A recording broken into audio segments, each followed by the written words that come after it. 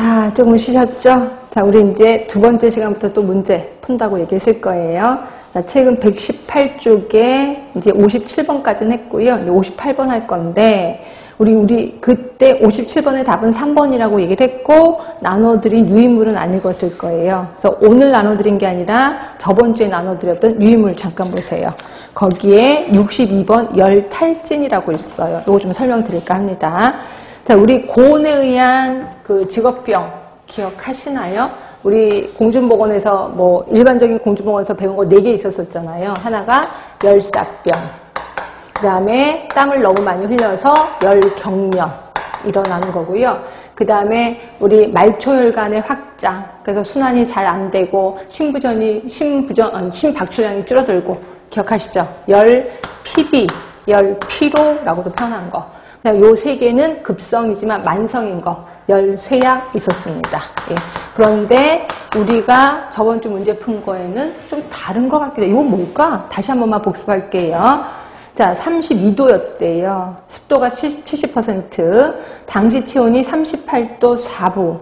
그렇게 고열 같진 않아요. 자, 피부는 땀으로 축축한 상태다. 자, 땀으로 축축했다는 거는 열경련일 확률이 많은데, 근데 열경련은 없어. 지금 뭐 통증성 경련 이런 말은 없거든요. 이건 열경련도 아닌 것 같아요. 그래서 이게 뭔가 봤더니, 자, 나눠드린 유인물입니다. 열탈진이라고 하는 거예요. 자, 그럼 열탈진이 뭐냐? 발안에 의한 탈수. 탈수. 땀을 너무 많이 흘리는 겁니다. 피부 혈관 확장으로 인한 순환 부족. 그 다음에 저혈압이 주요 원인이다 라고 보시면 돼. 그럼 우리 순환 부족, 저혈압이 주요 원인인 게 뭐였었어요? 우리가 알고는 열피로였거든요. 근데 여기에 다른 거는 뭐냐면 또 땀이 난다는 거야. 우리 열피로에서는 그렇게 땀 난다는 소리는 안 했거든요. 근데 여기는 또 땀이 많이 나요. 이게 결국 열탈진은 우리가 안 배운 것 중에 하나구나 라고 보시면 돼. 그래서 열탈진 하나 더 들어갑니다. 열탈진 하면은 얘의 특징을 좀 갖고 있어. 아까 말한 대로 저혈압. 혈압이 낮고 그 다음에 말초혈관이 쫙 늘어나는 거죠. 그러니까 결국 순환장애가 오는 거죠. 순환장애가 오고 게다가 땀까지 나, 탈수. 그러니까 열경련에 땀 많이 나는 것도 들어가 있는 거죠. 결국 땀을 너무 많이 흘려서 그 다음에 땀이 흐르니까 말초혈관이 쫙 늘어나. 그치? 그러면서 순환부전이 일어나면서 좀 기절할 것 같은 느낌. 이런 거를 열탈진이라고 한다라고 보시면 되고요. 계속해서 한번 읽어볼게요. 자, 고온 작업장에서 중노동에 종사하는 자, 특히 미숙련공에게 많이 발생한대요. 자, 증상을 보시면 전신 상태 보세요. 땀을 너무 많이 흘리니까 갈증 일어나겠지. 그 다음에 고열에 피로, 두통. 고열이 일어나네. 그러니까 그렇다고 뭐 40도까지 열이 나는 건 아니고 한 38도 5분 정도 열이 일어나는 거죠. 자, 피부 습하거나 덥거나 차, 땀을 너무 많이 흘리니까 체온, 구강 체온은 정상이지만 약간 상승할 때도 있다는 거죠. 그리고 혈압은 감소, 맥박수 증가. 혈압이 감소되니까 내 몸이 보상작용으로 맥박수가 증가될 수밖에 없는 거죠. 그리고 혈액, 소변 검사 소견은 정상이래요. 그러면 치료, 쉬게 하면 되지 뭐. 그리고 땀이 너무 많이 흐르니까 땀 성분, 다시 말해서 염분 플러스 수분을 좀 보충해주면 되겠다라고 보시면 돼요. 하여튼 요걸 우리 열탈진이라고 하는 거고요. 자, 요거를 우리 한번 정리해 본 겁니다. 자, 그동안 배웠던 거, 우리 열사병. 아실 거예요. 체온 조절 중추의 기능 장애. 그리고 증상 써있고, 여기서 가장 큰 증상은 온도가 높다는 거. 체온이 급격하게 상승한다는 거. 요거인 거고, 체온의 상승이 있었습니다. 열탈진이요. 발안에 의한 탈수, 순환계 이상. 그래서 체온은 정상이지만 혈액도 정상입니다. 자, 보시면 옆에 써있죠. 생리시험소 휴식 해주라는 거고요. 열경련하면 땀을 너무 많이 흘려서 생기는 거. 그리고 통증성 경련이라고도 얘기했었을 겁니다. 그래서 보시면 통증성 경련이 있을 거고, 체온, 혈액 농축, 체온은 정상이야. 혈액 농축은 현저하죠. 왜? 땀을 너무 많이 흘렸으니까 혈액이 농축될 대로 농축됐겠구나 생각하시면 되고, 그리고 관리 방법은 똑같은 애, 생리식염수. 열실신, 이게 우리가 알고 있는 열피로죠. 열피로. 피부의 혈관 확장으로 인한 대뇌 허열. 예, 그래서 그때 제가 이완기 혈압이 하강한다라고 표현했었을 거예요. 그래서 실신. 그래서 이렇게 해서 새로운 거 아까 열탈진 배웠습니다. 땀을 너무 많이 흘리고 그 다음에 혈관이 쫙 늘어나기 때문에 순환 부족. 예, 이런 것도 기억해 주시면 될 것 같고요. 하여튼 57번 좀 더 깊게 들어갔습니다. 그다음에 이제 58번 들어갈게요. 자, 58번 학습의 원리에 대한 설명 중 올바른 것은이야.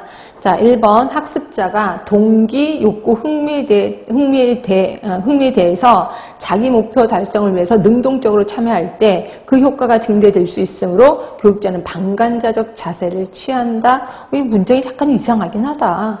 이게 뭐야? 학습자가 자기 목표 달성을 위해서 능동적으로 참여할 때 효과가 증대돼. 이건 맞죠? 그러니까 내가 목표가 어느 정도다 라고 해서 능동적으로 참여할 때 훨씬 더 동기부여가 됩니다. 그러면 이때 교육자는 방관자적 자세를 취해야 돼? 그냥 지켜만 보면 돼요? 말도 안 되지. 교육자는 어때요? 더 분위기를 조성시켜 줘야 되겠지.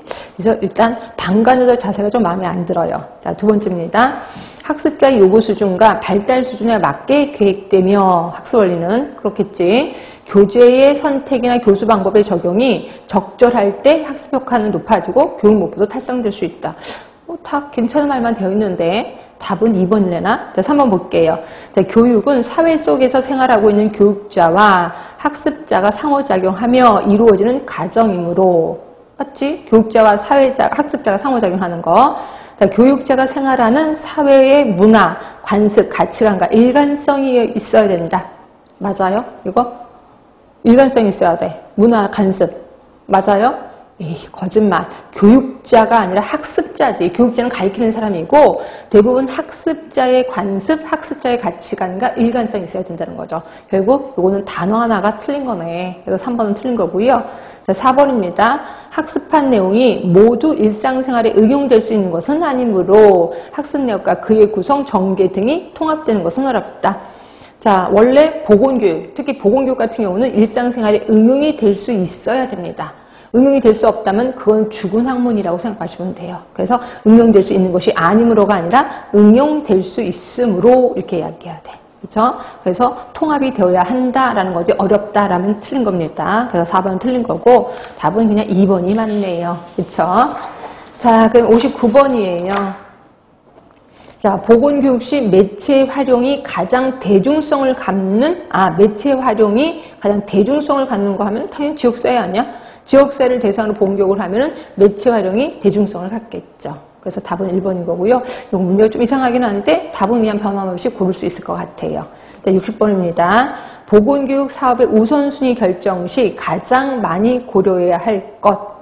계획성, 자발성, 예산 규모, 심각성. 요거 하면서 뭐 생각나셔야 돼요? 네, BPRS 생각하시면 될 것 같아요. BPRS 공식 기억하시나요? A 플러스 2B 곱하기 C. 자, A는 크기, B는 심각성, C는 사업의 효과. 세 개 중에 하나가 나오면 답이겠죠. 그래서 봤더니 크기 없잖아요. 심각성 있네. 그러면 답은 2번이에요. 심각성. 그리고 사업의 효과 이런 거 없잖아요. 그러니까 우선순위에서 BPRS를 알고 있느냐라는 문제예요. 답은 4.